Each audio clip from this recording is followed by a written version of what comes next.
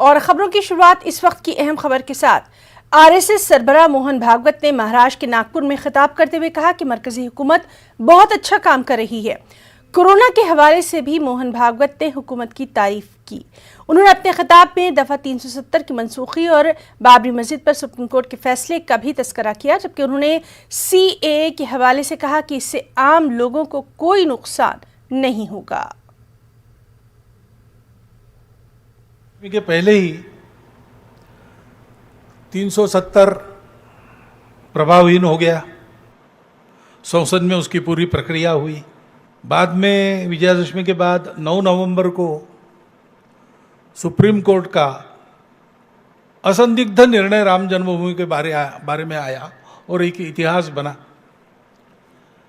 एक मत से निर्णय था, सारे देश ने स्वीकार किया और बहुत सुंदर वातावरण में समझदारी के साथ, संयम के साथ समाज ने उसको स्वीकार किया।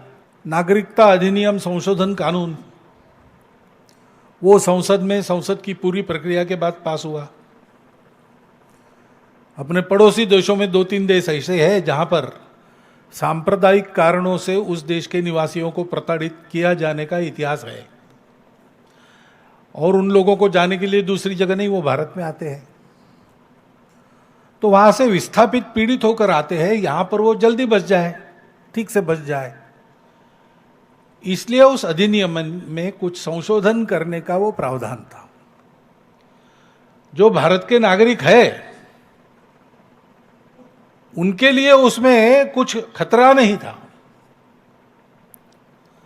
बाहर से जो आते हैं भारत में और नागरिक बनने की इच्छा उनकी है, तो उसके लिए भी कानून में पहले से प्रावधान है, ऐसे लोग भी बन सकते हैं।